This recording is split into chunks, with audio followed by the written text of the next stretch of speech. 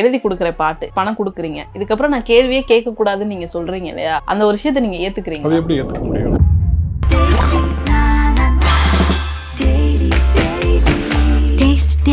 Taste the Daily.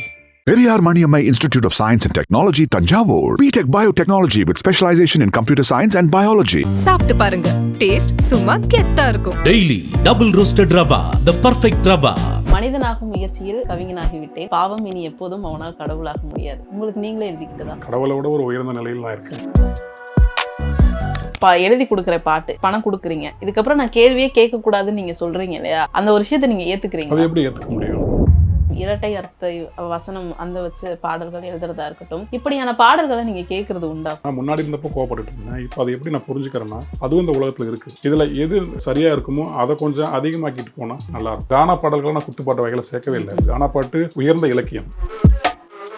இப்போ நாமத்துக்குமார் கிட்ட ஒரு லவ் பிரேக்கப்க்கு ஒரு சாங் இருக்கும், லவ்வுக்கு ஒரு சாங் இருக்கும், மன அழுத்தம் இருந்தால் அதை ரிலாக்ஸ் பண்ணுறதுக்கு ஒரு சாங், எல்லா ஜானலுமே இருக்கும். எனக்கு எது ரொம்ப தன்னியல்பாக வருதோ அதை மட்டும் நான் வச்சுக்கிறேன். இப்போ வர படங்களில் நிறைய படங்கள் கொஞ்சம் நான் வழக்கமாக எழுதுறதுல கொஞ்சம் மாறி தான் எழுதிட்டு இருக்கேன். கொஞ்சம் முயற்சி பண்ணி பார்ப்போம். 100% கொடுக்க முடியுமான்னு எனக்கு தெரியல. அது வரதுக்கு வாய்ப்பு இல்லைன்னு தான் நினைக்கிறேன். மறுவாழ்வு மையத்தில் இருக்க ஒருத்தருடைய மனநிலை என்னவா இருக்கும்? அப்படி இருக்கும் பொழுது இப்படி ஒரு பாடல். இந்த மறுவாழ்வு மையம் வந்து என்னுடைய 6வது 7வது மறுவாழ்வு மையம். வேலைக்கு சாப்பாடு வந்துடும், நாங்கள் விளையாடிக்கலாம் உள்ள. அமைதியை நோக்கி இருந்த நேரம் தான் அது. அந்த அமைதியோடு தான் 96 எழுது. திறமான பெண்மணிமாங்க இல்லையா, அது எங்கள் அம்மாவை தான் முதல்ல நான் சொல்லுவேன். இரும்பு பெண்மணின்னு சொல்கிறதெல்லாம் இந்த இரும்பு அந்த இரும்பு இருக்காது. ஏன்னா இது சேலம் ஸ்டீல் நான் சொல்லுவேன். எங்கள் சேலம் சொந்த இருக்கிறதுனால. உங்களுடைய காதல் வாழ்க்கை அதை பற்றி சொல்லுங்க. அது ரொம்ப சிம்பிள். ஃபேஸ்புக்கில் ஒரு நாள் ஒரு பொண்ணோட ஃபோட்டோ பார்த்தேன், ரொம்ப நல்லா இருந்தது. ஓகே ஐ லைக் யூ அப்படின்னு சொல்லி இன்னும் கொஞ்ச நேரம் வச்சு பார்த்து ஓகே நானும் ஐ லைக் யூ, ஓகே கல்யாணம் பண்ணி இப்போ அதை கல்யாணத்துக்கு அப்புறம் தான் லவ் பண்ணிட்டு இருக்கோம். என்ன லவ் கற்றுக்கிட்டு இருக்கேன். ஷோபாவை லவ் பண்ணியிருக்கேன். ஏன்னா ஒரு நல்ல ஒரு புத்தகம் கடைக்கு போவேன். புத்தகம் வாங்கும்போது அந்த புத்தகம் அட்டைப்படத்தில் என்ன பெண் இருந்துச்சுன்னா அதுக்காகவே அந்த புத்தகத்தை வாங்கிட்டு வந்து அதை மட்டும் பார்த்துருக்கேன். எப்படி லவ்ல இருந்திருக்கு. கூட இளையராஜா இல்லாமல் ஏஆர் ரஹ்மான் ஒருத்தர் இந்த படத்தில் நேராக இருந்தோம்னா, அப்புறம் சிம்பு ஒருத்தர் உள்ள இருக்காரு, த்ரிஷா இருக்காங்க, அசோக் செல்வன் இருக்காங்க. இதுக்காகவே எதிர்பார்ப்பு உருவாயிடுச்சு.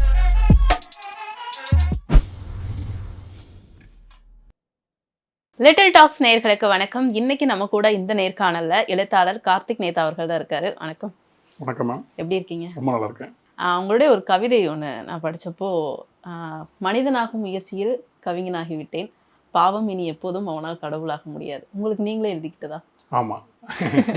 எப்போ எழுதுனது இது? இது ஒரு 5 வருடம் 6 வருடங்களுக்கு முன்பு இருக்கும். ஓகே.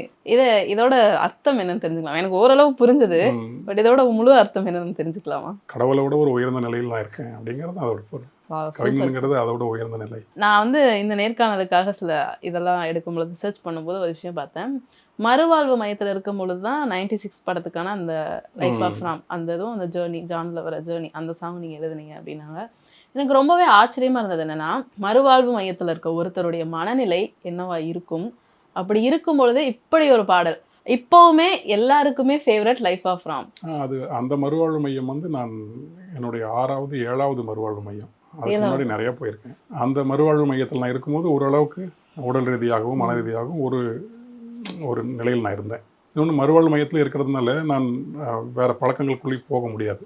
நான் உள்ளே இருக்கிறதுனால வேலைக்கு சாப்பாடு வந்துடும், மாத்திரை கொடுப்பாங்க, வகுப்புகளில் நடக்கும், நாங்கள் விளையாடிக்கலாம் உள்ள. இது மாதிரி மனம் கொஞ்சம் அமைதியை நோக்கி இருந்த நேரம் தான் அது.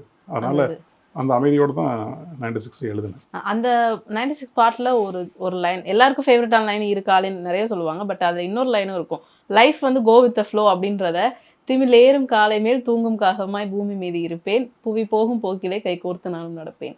இது நீங்கள் ஒரு இடத்துல பகிர்ந்துருப்பீங்க. பிரேம்குமார் சார் கூட வண்டியில் போகும்போது ஒரு அலை எழும்பும் போது அதை ஒரு காக்கா கொத்திட்டு போச்சு. அதை ரெஃபரன்ஸ் வச்சு தான் இந்த லைன் எழுதுனீங்களா நீங்கள்? அது ரெஃபரன்ஸ் வச்சு எழுதுனது ஜேர்னியில் வர வரி. ஜேர்னியில் வர பேரலை மேலே விளையாடும் காகம் போலே யாரினை துணிவாய் படைத்தார் அப்படிங்கிறது அந்த ஓகே. இந்த இதுக்கு வந்து நான் பார்த்த இடங்கள்ல நிறைய நம்ம எருமை மாட்டு மேலே எத்தனையோ காக்கா உட்காந்து பார்த்துருக்கேங்க. அது படு கொத்திக்கிட்டு இருக்கு. இது உலகத்தில் இருக்கும், அது உலகத்தில் இருக்கும். அது சம்மந்தமாக நான் ஒரு கவிதை எழுதியிருக்கேன். ஒரு எருமை மாட்டோட முதுகுல இருந்து அப்படியே ஊர்ந்து அதோட வால் வரைக்கும் போன ஒரு எறும்பு, கட்டெரும்பு நான் பார்த்தேன் ஒரு நாள் உட்காந்து. இது எச்சா நடந்து போயிட்டு இருக்கும்போது பார்த்தது. அதுக்கு அது எறும்புன்னு அது நினச்சிக்குமா, அது ஒரு பாறான்னு நினச்சிக்குமா நமக்கு தெரியாது இல்லையா. அது பாட்டுக்கு ஊர்ந்து போய் அது வரைக்கும் சிரமம் இல்லாமல் வந்துடுச்சு. அந்த எருமையோட வால் நுனி வரைக்கும் போயிடுச்சு. அந்த முனைக்கு மேலே அது கீழே நிலம் தான் இருக்குது. ஒரு சின்ன ஒரு கேப் இருக்குது. அது என்ன பண்ணணும் நான் பார்த்துக்கிட்டு இருந்தேன். அப்படியே நின்றுட்டே இருக்காங்க. நாமளும் அப்படிதான். எனக்கு தெரிஞ்ச கவிஞர்களுக்குலாம் வந்து நிறைய பொறுமை இருக்கும்னு நினைக்கிறேன். ஏன்னா இப்போ பைத்தியம் இருக்கும், பொறுமை இருக்கிறதோ இல்லையோ கொஞ்சம் இல்ல இது நான் பொறுமைன்னு தான் சொல்ல முடியும். ஏன்னா ஒரு எருமை மாட்டு மேல ஒரு எறும்பு போறத நாங்களா இருந்தா போகுது அப்படின்னு கடந்து போயிடுவோம். அதை நீங்க பொறுமையா அவ்வளவு நேரம் அது என்னதான் பண்ணும் அப்படின்னு ஒரு விஷயத்த பார்த்து அதன் மூலமா ஒரு கவிதையோ ஒரு பாடலோ எழுதுறது இருக்கு இல்லையா, அது ரொம்பவே ஆச்சரியப்படுத்துது எங்களை ஒவ்வொரு தடவையுமே. அதே மாதிரி தமிழ்ல வந்து எளிமை வலிமைன்ற ஒரு விஷயத்த நீங்க அப்பப்போ சொல்லி நான் கேட்டிருக்கேன். அதாவது எளிமையான வார்த்தைகளை கொண்டு வலிமையான கருத்துக்களை வந்து நம்ம புகுத்தணும் மக்களுக்கு அப்படின்ற ஒரு விஷயம். அது உங்களுடைய ஒவ்வொரு பாடல்லையுமே பிரதிபலிச்சிருக்கு. நீங்க பாட்டு எழுதும் பொழுது என்னைக்காவது ஒரு நாள் ஏதாவது ஒரு பாட்டுக்கு வார்த்தைகள் வராம தடுமாறி நின்னது உண்டா? நிறைய பாட்டு இருக்கு. அப்படி சுடரிங்கிற சொல் வந்து அப்படிதான். அது நான் முன்னாடியில இருந்தப்போ வேற எதுவும் எழுதியிருந்தேன். நிறைய எழுதி கொடுத்தேன், அவங்களுக்கு அதில் இது ஆகலை. சுடரி. ஆமா, சுடரிங்கிற அந்த ஒரு இடம் மட்டும் தானேண்ணா, அந்த இடம், அந்த பாட்டோட தொடக்கமே அதுதானே. அப்புறம் எதையாச்சும் ஒரு நாள் அதெல்லாம் கொஞ்சம் விட்டுட்டு ஒரு 2 3 நாள் ஃப்ரீயாக இருப்போம் அப்படின்ட்டு ஓய்வாக இருக்கும்போது அதுவாக அந்த சுடரிங்கிற சொல் வந்தது. அப்புறம் இசையமைப்பாளருக்கு ஃபோன் பண்ணி சொன்னேன், சுடரி ஓகேவா நண்பா அப்படின்னு கேட்டேன். லாக் அப்படின்ட்டாரு. ஒரு புதுச்சொல்லாவும் அவருக்கு தெரிஞ்சது, எனக்கும் அது புதுசாக தான் இருந்தது. அது ஒரு வினையை குறிச்சாலுமே அது ஒரு பாசிட்டிவான ஒரு சொல்ல தெரிஞ்சது. இதுவும் கடந்து போகுமா. இன்னைக்கு எப்படி ஆயிடுச்சுன்னா எல்லாருமே பாட்டு எழுதுறாங்க. எப்படின்னா நம்ம பேச்சு வழக்கு வச்சு எழுதுறதா இருக்கட்டும், இரட்டை அர்த்த வசனம் அந்த வச்சு பாடல்கள் எழுதுறதா இருக்கட்டும், இப்படியான பாடல்களை நீங்க கேட்கறது உண்டா? முதல்ல முன்னாடி கேட்டுக்கிட்டு இருந்தேன், அதை கேட்டு கோவப்பட்டது உண்டு. இப்போ அதை கேட்டுக்கிட்டு ஏன் கோவப்படணும், கேட்கவே வேண்டாம் அப்படின்ட்டு அப்பயும் எப்பயும் காதல்கால வந்துச்சுன்னா கேட்பேன். அதான் இப்போ நான் எப்படி புரிஞ்சுக்கிறேன்னா, முன்னாடி இருந்தப்போ கோவப்பட்டுட்டு இருந்தேன், இப்போ அதை எப்படி நான் புரிஞ்சுக்கிறேன்னா அதுவும் இந்த உலகத்தில் இருக்குது. அதனால் நம்ம ஒன்று அப்போஸ் பண்ணி அதை எழுதுறவங்கள நம்ம திட்டி ஒன்றும் ஆக போகிறதில்ல. இதில் எது சரியாக இருக்குமோ அதை கொஞ்சம் அதிகமாக்கிட்டு போனால் நல்லாயிருக்கும் அப்படிங்கிறது. அதுதான் கார்த்திக் நேதா அவர்கள் எந்த ஒரு சூழ்நிலையுமே இந்த மாதிரியான ஒரு பாடல் என்கிட்ட இருந்து வரவே வராது அப்படின்னா அது என்ன மாதிரியான பாடலாக இருக்கும்? எனக்கு என்னென்னா, நான் குத்துப்பாட்டை பற்றி நிறைய இடத்துல பேசியிருக்கேன். ஏன்னா குத்துப்பாட்டு நான் எப்படி புரிஞ்சு வச்சுருக்கேன், அதை நான் டிஃபைன் பண்ணுறது எப்படின்னா, அந்த பசங்க ஜாலியாக கொண்டாடுற பாடல் அப்படி அது மட்டும் இல்லை, அந்த திரைக்கதைக்குள்ளே நம்ம சொல்ல வந்த கதைக்குள்ளே சம்மந்தமே இல்லாமல் ஒரு பாட்டு வந்தால் கூட அது மெலோடியாக இருந்தாலுமே கூட அது குத்துப்பாட்டு தான் என்னை பொறுத்த வரைக்கும். இன்னொன்று, அந்த திரைக்கதைக்கு வெளியே அது போனாலும் அது குத்துப்பாட்டு தான். அந்த கதை ஓட்டத்தை விட்டு வெளியே போகக்கூடாதுங்கிறது தான் அது ஒன்று. இன்னொன்று, அந்த கதாபாத்திரத்துக்கும் அந்த பாடல் வரிகளுக்கும் அந்த பாடலுக்கான சொல்லுக்கு சம்மந்தமே இல்லாமல் சில வரிகள்லாம் வந்துட்டு இருக்கும். இவன் ரோட்டில் பீடி குடிச்சிட்டு வலிச்சிட்டு இருப்பான் ஹீரோ, ஆனால் அவன் பாட்டில் பார்த்தீங்கன்னா உயர்ந்த தத்துவமாக சொல்லிகிட்டு இருப்பான். நல்லா சம்மந்தமே இல்லாமல் இருக்கேடா, ஊரில் இருக்கிறவனா அடிச்சு பிடிங்கிட்டு இருக்கேன், ஆனால் பாட்டில் மட்டும் தத்துவம் சொல்கிறானே எப்படின்னு ஒரு குழப்பம் இருக்குல்ல. நம்ம பைத்தியமா எழுது அவன் பைத்தியமான்னு இருக்குல்ல. அந்த மாதிரி இருந்தாலும் எனக்கு அது குத்துப்பாட்டு தான். அது எனக்கு நான் குத்துப்பாட்டுன்னு சொல்கிறது அதை தான். வேற மற்றபடி இப்போ கானா பாடல்களை நான் குத்துப்பாட்டு வகையில சேர்க்கவே இல்லை. கானா பாட்டு உயர்ந்த இலக்கியம். ஆமாம், பரதவ நெய்தல் நில மக்களுடைய ஆகச்சிறந்த ஒரு தத்துவ பாட்டு. அதெல்லாம் ரொம்ப அழகு. எப்படி நாட்டார் பாட்டு இங்கே ஊர் பக்கம் இருக்கோ அதே மாதிரி நெய்தல் பாட்டும் கானா பாட்டும். இப்போ பெரிய பெரிய நாயகர்கள்லாம் ஒரு படத்தில் இருக்காங்க அப்படின்னா அவங்களுக்காக இந்த விஷயங்கள் பண்ண வேண்டிய கட்டாயம் எழுத்தாளர்களுக்கு வந்துருது. அந்த மாதிரி ஏதாவது ஒரு கட்டாயத்தில் நீங்கள் இருந்திருக்கீங்க? 2 3 படங்கள் வந்தது. நான் வந்து கதைக்கு வெளியே இருந்தால் எனக்கு எழுத வராதுங்கன்னு நான் சொல்லிடுறது, அவ்வளோதான். எனக்கு அப்படி என்ன நான் சிரமப்படுத்திட்டு எழுதணும், அதனால் அது வேண்டாங்க அப்படின்னு சொல்லிடுவேன். இல்லை, இப்போ விண்வெளி நாயகன், அஞ்சு வண்ண பூவே ரெண்டுமே வந்து மக்கள் பயங்கரமாக கொண்டாடிட்டு இருக்காங்க. 2 பாட்டுமே, முக்கியமாக அஞ்சு வண்ண பூவே அம்மாவை நினச்சிதான் எழுதுனீங்க அப்படின்னு நீங்கள் மேடையிலேயே சொல்லியிருந்தீங்க. ஸோ அம்மாவை பற்றி சொல்லுங்கள். அவங்க அம்மா, அப்பா, அண்ணன், தம்பி, அப்புறம் இப்போ மனைவி, மகன், இவங்க எல்லாருமே வேறு வேறையாக இருந்தாலுமே இவங்க ஒருத்தரும் எனக்கு அம்மா தான். எனக்கு ஈன்ற அம்மான்னு ஒருத்தங்க இருக்காங்க, அவங்க தான் எங்கள் குடும்பத்தின் முதுகெலும்பு, அவங்க தான். ஆமாம், ஒரு ஸ்திரமான பெண்மணிமாங்க இல்லையா, அது எங்கள் அம்மாவை தான் முதல்ல நான் சொல்லுவேன். அதுக்கப்புறம் தான் எனக்கு தெரிஞ்ச எல்லாருமே இரும்பு பெண்மணின்னு சொல்கிறதெல்லாம் இந்த இரும்பு அந்த இரும்பு இருக்காது. ஏன்னா இது சேலம் ஸ்டீல் நான் சொல்லுவேன், எங்கள் சேலம் சொந்த வருங்கிறதுனால சேலம் ஸ்டீல். எங்கள் அம்மா வந்து அவ்வளோ ஒரு இதோடு எங்களை வளர்த்தாங்க. ஆமாம், அம்மாட்ட பயங்கர பக்தி உண்டு. அதுக்கு இணையாக வந்து இந்த சமூகத்தை எதிர்கொள்ளணுங்கிற அந்த துணிவு ரொம்ப அளப்பரிய அளவில் இருக்கும். ஆனால் என்னை பொறுத்த வரைக்கும் எங்கள் அம்மா வந்து இன்னமும் என் கூட என்றைக்குமே கூட தான் இருக்க போகுது, அது எனக்கு உள்ளே இருக்க போகுது. அதனால் எனக்கு எல்லா வகையிலுமே என்ன சொல்கிறதுங்க, ஒரு செய்தி, ஒரு மெசேஜ் எங்கள் அம்மா தான் எனக்கு. கண்டிப்பாக. இந்த பாட்டு எழுதும் பொழுது நீங்கள் சொன்னீங்க, நான் எதுவுமே பெருசாக நோக்கம் வச்செல்லாம் எழுதுறதில்ல, ஒரு இதில் எழுதுகிறோம். இந்த பாட்டு எழுதும்போது உங்களுக்கு ஏதாவது இருந்தா இந்த அளவுக்கு இது வரவேற்பு பெறும் அப்படின்ற ஒரு விஷயம் இருந்ததா? இருந்தது ஆகணும். ஏன்னா இப்போ 4-5 பேர் இருக்காங்க. அசோக் செல்வனோட சேர்த்து 6 பேர். அவங்களுக்கெல்லாம் இப்போ ரொம்ப வருடங்களுக்கு பிறகு கமல் சாரும் மணி சாரும் இணைகிறாங்கிற அது ஒன்றே மக்கள் மத்தியில் பெரிய டாக்காக இருந்தது. கூட இளையராஜா இல்லாமல் ஏஆர் ரஹ்மான் ஒருத்தர் இந்த படத்தில் இணையறாருன்னு ஒன்று, அது பெரிய ஏஆர் ரஹ்மான் உலக அளவில் போய் இப்படி, அப்புறம் சிம்பு ஒருத்தர் உள்ளே இருக்காரு, த்ரிஷா இருக்காங்க, அசோக் செல்வன் இருக்காங்க, இதுக்காகவே எதிர்பார்ப்பு உருவாயிடுச்சு. அதை தாண்டி பாட்டுடைய வரிகளுமே மக்கள் மனசுல ஒரு பாட்டு வந்து கேட்கும் பொழுது மனசுக்குள்ள போய் ஏதோ ஒரு விஷயத்த கடத்தினா மட்டும்தான் அதை கொண்டாடுவாங்க மக்கள். அப்படி ஒரு விஷயத்த கடத்தினதான் இந்த அஞ்சு வண்ண பூவே ரொம்ப சோல்ஃபுல்லா இருந்த ஒரு காரணத்தினால இந்த அளவுக்கு அதை கொண்டாடுறாங்க. நா. முத்துக்குமார் அவர்கள், கண்ணதாசன் அவர்கள், இவங்க எல்லாரையுமே எடுத்தா எல்லாருமே ஒவ்வொரு ஜானர்லையுமே பாட்டு எழுதுவாங்க. இப்போ நா. முத்துக்குமார் அவர்கிட்ட ஒரு லவ் பிரேக்கப்க்கு ஒரு சாங் இருக்கும், லவ்வுக்கு ஒரு சாங் இருக்கும், மன அழுத்தம் இருந்தால் அதை ரிலாக்ஸ் பண்ணுறதுக்கு ஒரு சாங் இருக்கும், எல்லா ஜானர்லையுமே இருக்கும். குத்துப்பாட்டு நீங்கள் சொல்ல குத்துப்பாட்டுமே அவர் எழுதியிருப்பார். திருநெல்வேலி அல்வாடெல்லாம் இப்போ கேட்டாலுமே ஃப்ரெஷ்ஷாக இருக்கும் அந்த பாட்டெல்லாம். பட் நீங்கள் அந்த மாதிரி ஜானர் வச்சுருக்கீங்க, எல்லா ஜானர்லையுமே எழுதுறது கம்மியாக இருக்கே, அது எதனால? அது எனக்கு எது ரொம்ப தன்னியல்பாக வருதோ அதை மட்டும் நான் வச்சுக்கிறேன்.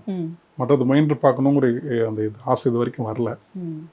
வந்துச்சுன்னா ஒரு வேளை எழுதலாம், அது வருமா என்னன்னு தெரியல. இல்லை, அது நீங்களே குறுக்கி வச்சுக்கிட்டது. ஆமாம் ஆமாம் ஆமாம், இது எழுத வேணாம் அப்படின்னு எனக்கு இதில் கொஞ்சம் நல்லா சொல்கிறதுக்கு வருது, அந்த இயல்பாக வருதுங்கிறதுனால நான் அதையே சொல்லிக்கிறது. Okay sir. நம்ம இப்போ தான் கொஞ்சம் கொஞ்சம் மாறிட்டு வருது. அப்போ இந்த இப்போ வர படங்களில் நிறைய படங்கள் கொஞ்சம் நான் வழக்கமாக எழுதுறதுலேருந்து கொஞ்சம் மாறி தான் எழுதிட்டு இருக்கேன். கொஞ்சம் முயற்சி பண்ணி பார்ப்போம்.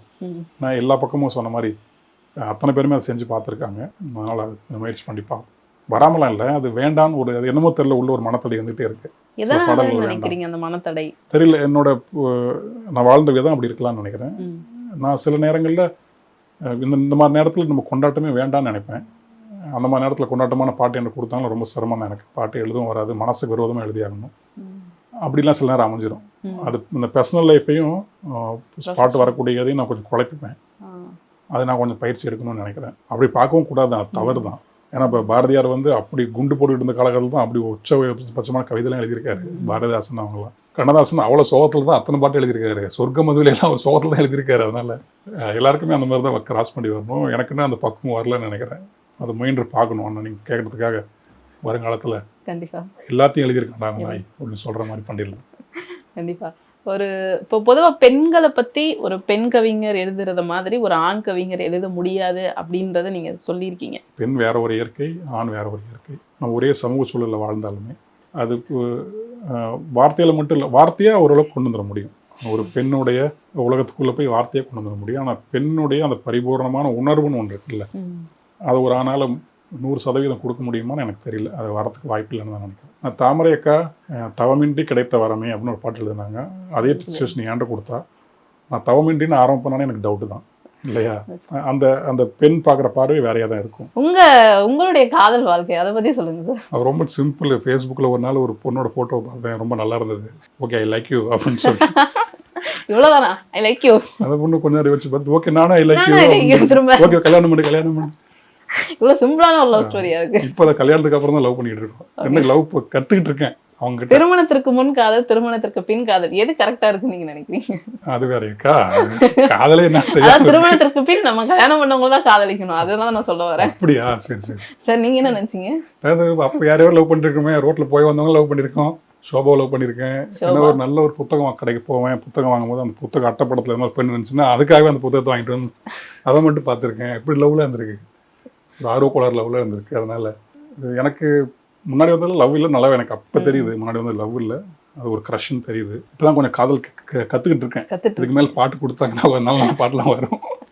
அந்த காதல் அப்படின்னு எடுக்கும்போது நிறைய பேருக்கு நிறைய பெர்ஸ்பெக்டிவ் இருக்கும். ஒவ்வொருத்தரும் ஒவ்வொரு மாதிரி சொல்லுவாங்க. காதல்னா இதுதான், காதல்னா அதுதான். கார்த்திக் நேத்தா அவர்களை பொறுத்த வரைக்கும் காதல்னா என்ன? அது நான் அந்த 96 பாட்டில் சொன்னதான், பேரன்பே காதல். அது ஒன்று தொடங்கும் போதே பேரன்பாக தொடங்கிறோம், அல்லது தொடங்கி ஒரு பயணம் போய் அப்புறம் பேரன்பில் முடியும். ஒரு எதுவாகவும் காதல் இருக்க முடியாது. ஒரே லைன். ஆமாம். மனிதன்னா என்ன சொல்லுவீங்க ஒரு வார்த்தையில? மனிதன் ஆக வேண்டிய ஒரு உயிர் தான் மனிதன். இன்னும் மனிதன் ஆகலை, சும்மா அரைக்குறையாக சுற்றிட்டு இருக்கோம். பரிணாமத்தில் இருக்கிற இன்னும் குக்கிங் நடந்து நம்ம வளர்ச்சி அடையலை, பரிணாம வளர்ச்சி அந்த ப்ராசஸ்ல தான் இருக்கும் எல்லாருமே. சும்மா இப்போ ஃபிசிக்கலாக கொஞ்சம் வாழ்கள் போயிருக்கு, மற்றபடி திருந்தின பாரு இல்லை. அப்படியே தான் இருக்கு உலகம். உங்களுக்கு வந்து இப்போ பொதுவாக பாடல்கள் கேட்டு நாங்கள் ஹீல் ஆகிறத தவிர உங்களுக்கு ஒரு மன அழுத்தம் ஏற்படுது, மன இறுக்கம் ஏற்படுது அப்படின்னா நீங்கள் பண்ணுற விஷயம் என்ன? அதுலேருந்து வெளியே வர்றது? நான் முன்னாடியெல்லாம் ரொம்ப கொந்தளிச்சு ஏதோ ஒரு பழக்கத்துக்குள்ளே போய் மாட்டிப்பேன். இப்போ அதெல்லாம் விட்டு வெளியே வந்த பிறகு இப்போ என்னென்னா அமைதியாக உட்காந்து அந்த சும்மா இருங்கிற ஒரு தத்துவத்தை நல்லா ஸ்ட்ராங்காக பிடிச்சிக்கிட்டேன். நம்ம தாய்மானவரும் அருணகிரிநாதர் நமக்கு சொல்லி கொடுத்துருக்காங்க. அந்த தாவோட கோட்பாடும் எனக்கு தெரிஞ்சது தான், சும்மா இருக்கிறது தான். இயற்கையை புரிஞ்சுக்கிட்டு இருக்கிறது தான் சும்மா சும்மா இருந்தால் அப்படி பெட்ஷீட் போட்டு படுத்து தூங்கிறது கிடையாது. நம்மளுடைய எண்ணங்களை நாமளே கவனிக்க ஆரம்பிக்கிறது, நம்மளுடைய உணர்வு எழுச்சிகள் இதெல்லாம் கூர்மையாக பார்க்குறதுக்கு பேர் தான் சும்மா இரு. அது ரொம்ப உதவியாக இருக்குது இப்போது இந்த சும்மா இரு அப்படிங்கிறது. பெரும்பாலும் நம்ம இதை இந்த அறையில் நான் சும்மா உட்காந்துட்டு இருக்கிறது, மண்டை எப்படி இப்படி ஓடுதோ அதை வேடிக்கை பார்த்துக்கிட்டு, ஒரு காக்காய் இப்படி வீடுகளை மலைத்துளிகள்லாம் பார்த்துக்கிட்டு இருக்கோ அந்த மாதிரி. அப்புறம் கருவி இசை இருக்கு இல்லையா, நம்ம இன்ஸ்ட்ருமெண்டல் மியூசிக் அது நிறைய கேட்பேன் நான், வார்த்தைகள் இல்லாமல் மியூசிக் மட்டும். ஆமாம், நிறைய பாக்கோடது, பீத்தோவனோடது, மொசட்டோடது, சாப்பினோடது, இப்படி வெஸ்டர்ன் மியூசிக்கு. நம்ம இளையராஜாவோடது நம்ம நிறைய பேர் போட்டு வச்சுருக்காங்க. அது ஒன்று. எம்எஸ்வியோட பாடல்கள், எம்எஸ்வியோடது கண்ணதாசனோடது வரிகளோடய கேட்பேன் அமைதியாக உட்காந்து. இன்னும் சில நேரங்களில் பாரதியோட அந்த கண்ணம்மா பாட்டு அந்த மாதிரி ரொம்ப மனசுக்கு சில்லுன்னு இருக்கக்கூடிய இதெல்லாம் எடுத்து படிப்பேன். ரொம்ப ரொம்ப நல்லா முடியாமல் இருக்கடா லைஃப் அப்படிங்கும்போது சங்க இலக்கிய காதல் பாடல் எடுத்து உட்காந்துருவேன். ஆமாம். அதுக்கப்புறம் பயணம் நிறையா போவேன். ஆமாம், இப்போ குடும்பம் எடுத்தனால குடும்பமாகவே போகிறோம், பயணம் நிறையா போவோம். சும்மா நடந்து போயிட்டு வர்றது இப்போ எல்லாருமே பண்ணுறது தான், ஒன்றும் பெருசாக பண்ணுறதுக்கு. இப்போது உங்களுடைய படங்கள் 70 படங்களுக்கு மேலே நீங்கள் பாடல் எழுதியிருக்கீங்க. எல்லாமே சிறிய சிறிய படங்கள் தான், சின்ன படங்கள். இந்த தக் லைஃப் வந்து ஒரு பெரிய ரஹ்மான் சார், கமல் சார், மணிரத்னம் சார்னு ஒரு பெரிய 3 ஜாம்பவான்கள் இருக்க ஒரு படம். ஸோ இந்த படத்தில் நீங்கள் பாடல் எழுதும் பொழுது ஏதாவது ஒரு ப்ரெஷர் இருந்ததா? இப்போ கார்த்திக் நேதா அவர்களா இல்லாமல் மாறி எழுத வேண்டிய சுச்சுவேஷன் ஏதாவது கிரியேட் ஆச்சா? இல்லை, எனக்கு ஆரம்பத்துலேருந்தே அது ஒரே நேர்கோட்டில் தான் போயிட்டுருக்கேன். அது சரியாகவும் போயிட்டுருக்குதுன்னு நினைக்கிறேன். அந்த கதாபாத்திரம் என்ன சொல்லணும் அவ்வளோதான், அதோட தான் நான் இருக்கேன். கண்டிப்பாக. இன்னொன்று எனக்கு இப்போ இந்த படம் ப்ளஸ் தான் என்னென்னா, இப்போ நான் தனியாக கஷ்டப்பட்டு கார்த்திநாத்தாயை வந்து அந்த பாட்டு கார்த்திநாத்தா எழுதியிருக்கேன், அந்த பாட்டு கார்த்திநாத்தா ஒருத்தர் சொல்ல வேண்டியதில்லை, ப்ரொடக்ஷனே சொல்லிவிடும். மணிரத்னம் படத்துக்கு காத்திருக்காங்க, இப்போ எல்லாத்துக்கும் தெரிஞ்சு போச்சு இல்லைங்களா. மற்ற படங்களாக இருந்தால் நாம் ஒரு போஸ்டர் ஒன்று போடணும், என் ஒய்ஃப் கிட்ட சொல்லி போடு கார்த்திக் நேத்தா பாடல்கள் போடு அப்படின்னு சொன்னா அவளாக போடுவா, சிரமம். பாடல்கள் ரிலீஸ் ஆயிரும் முன்னாடி, இப்போ பாடல்களை வெளியிட ஆரம்பிச்சிட்டாங்க. படத்தில் பார்த்தா அந்த பாட்டு இருக்காது, ஆனால் பாட்டு மட்டும் வெளியே வந்திருக்கும். அந்த மாதிரி சில நேரங்கள் உங்களுக்கு நடந்திருக்கா? உங்கள் பாடல்கள் ஏதாவது அப்படி நடந்திருக்கா? இது வரைக்கும் அப்படி நடந்ததில்லை. இல்லை, அதை பற்றி நீங்கள் என்ன நினைக்கிறீங்க? ஏன்னா ஒரு பாட்டு எழுதுறோம், பாட்டு எழுதி கொடுக்குறோம், நீங்கள் சொன்ன மாதிரி அதை படத்தில் வைக்கலாமே, இடையில வைக்கலாமே, நீங்கள் வைக்கவே மாட்டேறீங்க. அப்படியே ஒரு இடத்துல வைங்க, இல்லைன்னா அது கண் பார்வையில் அதை வைங்க, அது வைக்க மாட்டாங்க.